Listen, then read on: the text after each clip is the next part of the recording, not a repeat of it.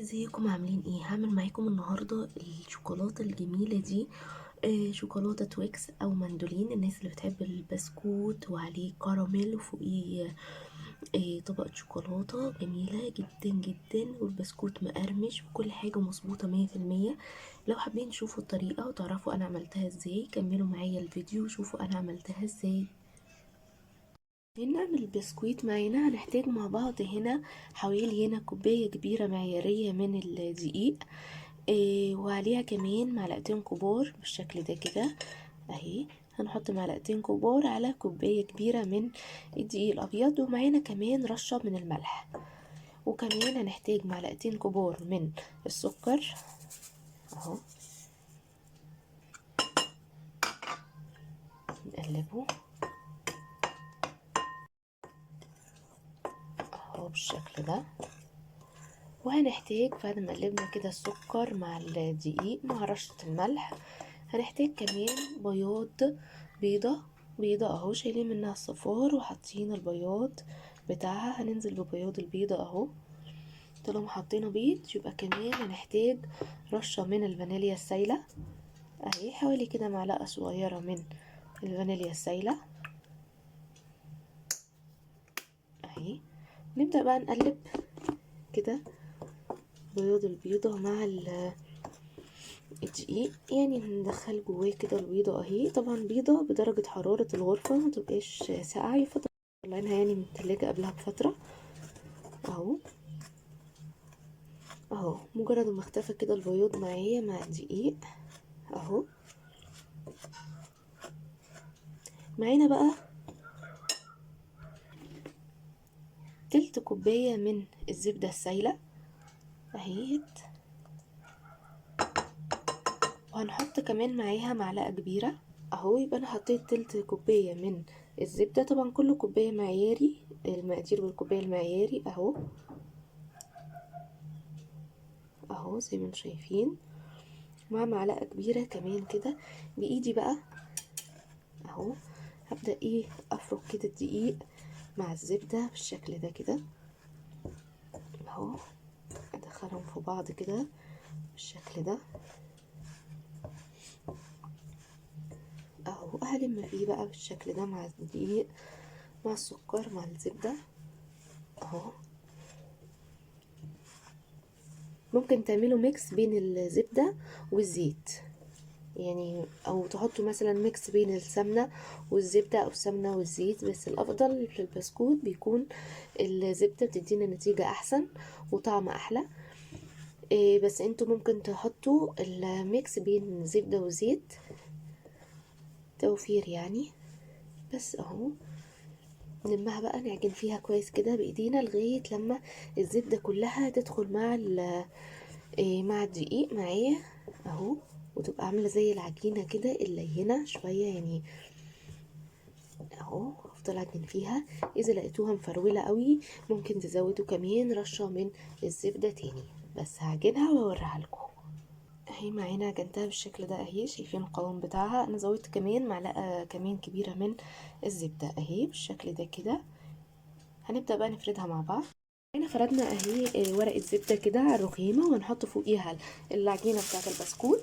وهنيجي بقى في كيس بلاستيك كده نفتحه، وهنيجي فوق العجينة نبدأ نفرد فيها بقى اهو بالشكل ده كده اهو. اهو وبالنشابة كده نفرده، بحيث ان انا محتاجة سمكه اللي هو ولا تخين ولا رفيع، يبقى سمكه مظبوط زي بسكوتية كده لما بتمسكوها بتاعت البسكوت تويكس او مندولين اهو. يعني اظبطها كده معايا اهي بالشكل ده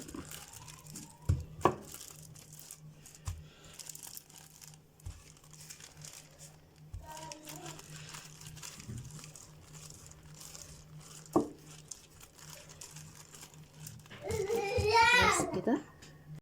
وكده هنلفها كده بعد كده اهو الناحية التانية كده، وهنفردها برضو اهو، بحيث ان انا عايزاها تبقى معايا مربعة اهو. هلم الاحرف بايديا واظبطها وارجع لكم اوريها لكم اهي. فردتها بالشكل ده وشلت الورق بتاعي اهو، الورق الكيس اللي هو كان عليها ورق الزبدة مش هشيله ولا هيجي جنبه طبعا في الوقت ده انا مسخنه الفرن بتاعي على درجه حراره 180 اهو. هنمسكها بقى كده، نحاول كده الحروف طبعا اللي مش متساويه دي، فانا هعملها صغيره كده بالشكل ده بحيث لما تستوي اشيلها اهي. طبعا انا هشيلها مش هرميها، انا اكلها، بس ايه بحيث ان هي تبقى معايا حجمها متساوي البسكوتيه اهو. وهنبدأ بقى ايه نقطعها بالشكل ده اهو اهي اهي بسن السكينة كده اهو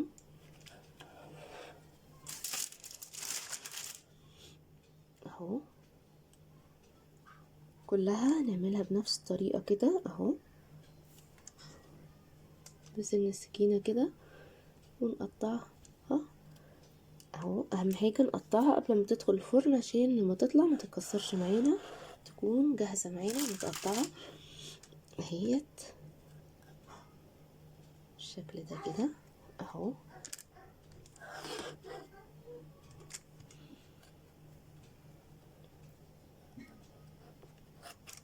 اهي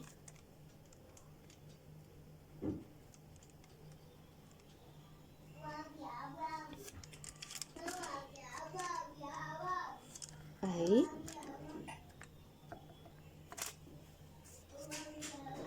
اهو. بعد ما قطعناها بالطول كده هنرجع معانا عشان نقطعها بالعرض برضو زي ما قلت لكم كده.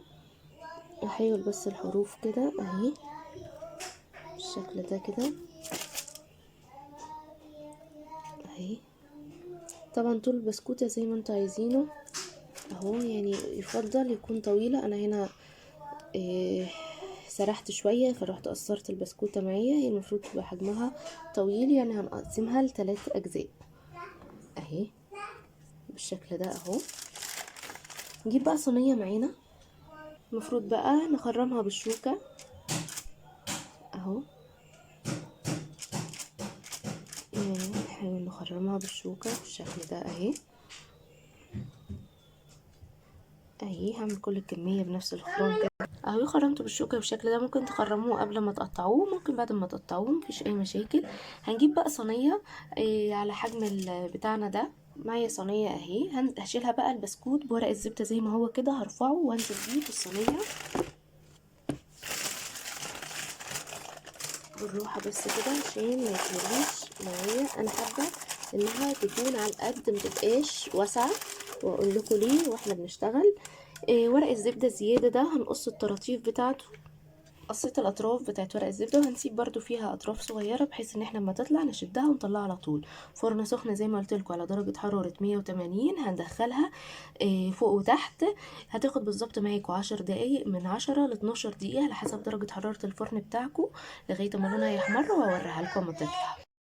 دلوقتي بقى على ما البسكوت معايا يستوي في الفرن، هنبدا نجهز بقى طبقه الكراميل. زي ما انتم عارفين التويكس او المندولين بيبقى فيه طبقة بسكوت وفوقيها طبقة كراميل وفوقيها شوكولاتة. اهم حاجة هنسخن الحلة بتاعتنا كويس جدا، هنسيبها على النار كده حوالي دقيقتين 3 تسخن معانا. وبعد ما الحلة معانا سخنت كويس جدا هننزل بقى، يفضل تبقى لونها فاتح عشان نشوف السكر وهو بيتكرمل. هننزل بكوباية ونص من السكر اهو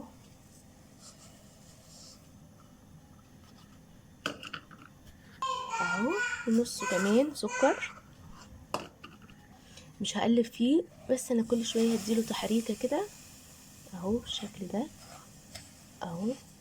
هو المضرب السلك كان فيه عندي هنا سنة مية فمش مشكلة اهو. هسيبه بقى لغاية ما يبدأ ينزل الكراميل بتاعه اهو بالشكل ده، وهوريه لكم اهو. زي ما قلت لكم كل شوية كده اديله تحريكة كده بالشكل ده اهو. اللي بيصعب عليه السكر يدوب معاه بسهولة، انا الاول بخلي النار عالية خالص عشان السكر يقدر يدوب معايا، وبعدين بهدي النار اهو. اللي هيصعب عليه يحط ممكن معلقه ميه تساعد السكر ان هو يدوب اسرع. اللي صعب عليه، اللي مش صعب عليه وهو قادر يصبر كده زي كده، هيبدا ايه يحرك فيه واحده واحده كده لغايه اما هو ينزل العسل بتاعه. مش هنقلب خالص عشان ما يكتلش معانا، تحريكه بسيطه كده زي ما بوريكم كده بالشكل ده اهو، مش باستمرار، يعني كل شويه كده احرك فيه. دلوقتي بقى لما السكر يتكرمل معانا على البوتاجاز، معانا هنا يا اما تحتاجوا كوبايه الا تلت من كريمه الطهي. لو مش عندكم كريمه طهي تستخدموا لبن زي كده اهو، دي كوبايه الا تلت من اللبن اللي هو الحليب، واحط عليه عشان نخليه دسم بديل كريمه الطهي. هنحط عليه معلقه كبيره من اللبن البودر اهي واقلبها. ولو عندكم قشطه اللي هي بتبقى وش اللبن كمان او العلب الجاهزه، هتحطوا برضو معلقه كبيره من القشطه اهو. زودت معلقه اللبن البودر. كمان هحتاج معلقه كبيره من الكريم شانتيه اهي، يعني معلقه مليانه على الاخر او معلقه ونص اهي بالشكل ده كبار من الكريم شانتيه اللي هو الخام البودر ده اهو، كريم شانتيه خام اهو. وهقلب فيه بقى لغايه لما يدوب معايا اهو. انا بدوب في لبن بارد مش لبن سخن.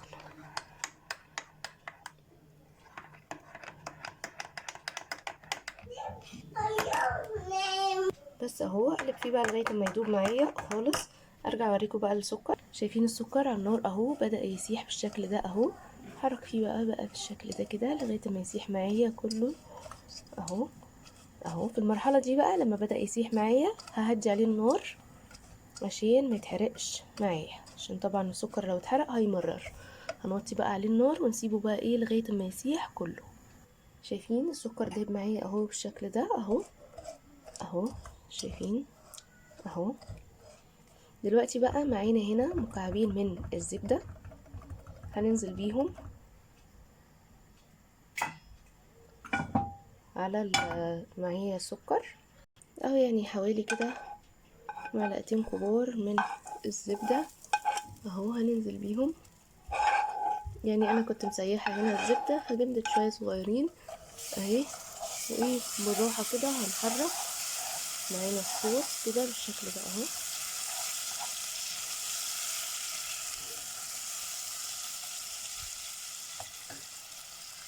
اهو. زي ما انتم شايفين اهو بيجيب معايا بالشكل ده مع الزبدة اهو. هنرجع بقى نجيب كوباية الحليب اللي احنا ضربنا فيها معلقتين كبار من الكريم شانتيه مع معلقة كبيرة من اللبن بودر، وننزل بيها واحدة واحدة على الخليط بتاعنا ده.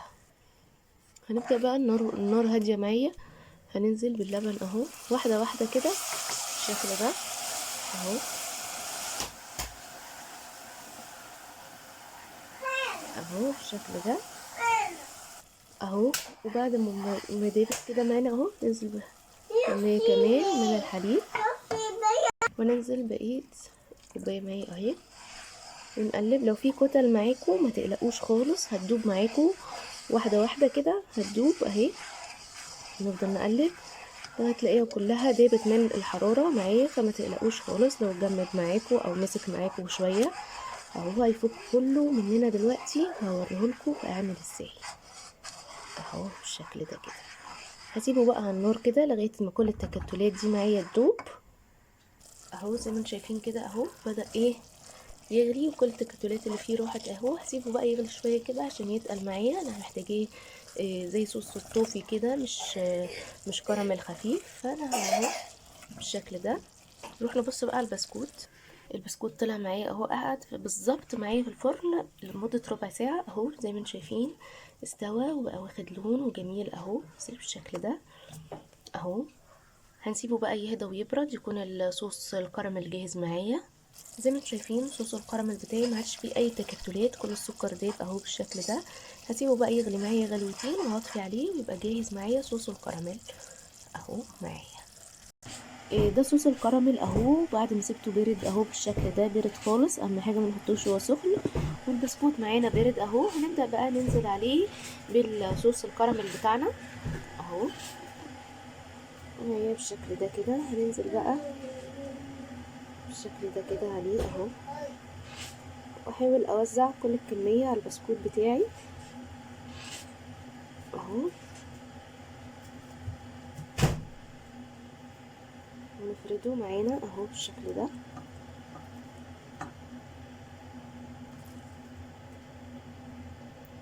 اهو بالسباتيولا بقى معايا، وافرد كده على البسكوت بالشكل ده اهو.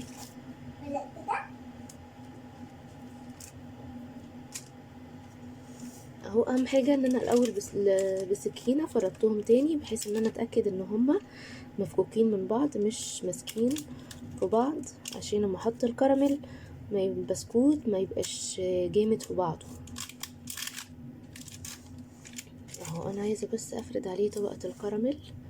طبعا في ناس بتحب الكراميل عليه كتير، في ناس بتحبه قليل، ده بقى تتحكموا فيه زي ما انتوا عايزين. انا بحبه وسط اهو، اللي هو كده ولا كتير ولا قليل، كده مظبوط معايا اهو بالشكل ده اهو. كوبايه ونص سكر بالظبط هتبقى على قده اهو. طبعا احنا في الشتاء فهيجمد معايا بسهوله، لو انتوا في الصيف هتحطوه في الفريزر او في التلاجة قبل ما تسيحوا الشوكولاته عشان تستخدموه مجمد معاكم اهو.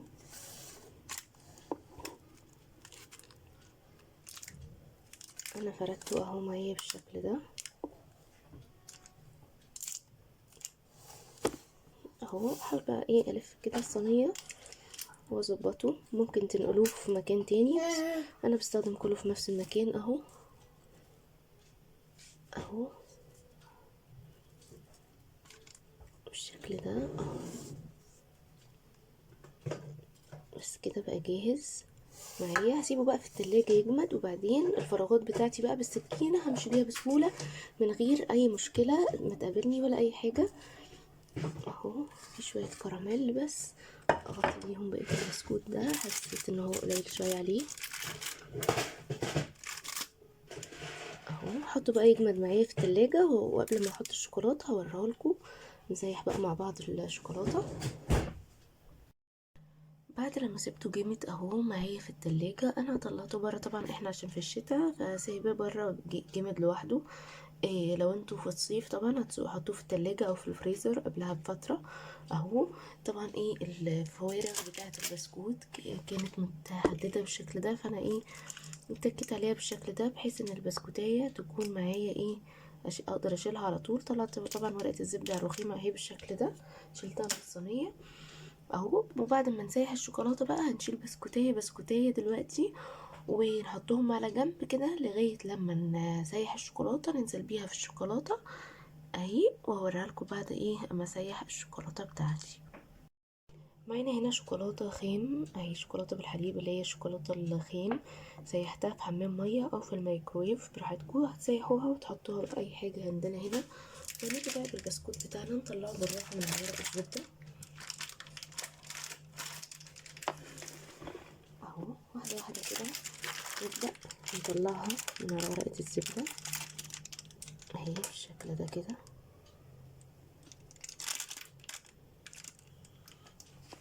ونروح للشوكولاتة بتاعتنا ونبدأ نغطسها في الشوكولاتة بالشكل ده كده اهو. وعلى ورق زبدة تاني هنبدأ نرصها عليه اهو. هنرصها بقى على بعض جنب بعض في ورق على ورق زبدة بالشكل ده. هناخد واحدة تانية اهي ونغطسها بالشكل ده اهو اهو.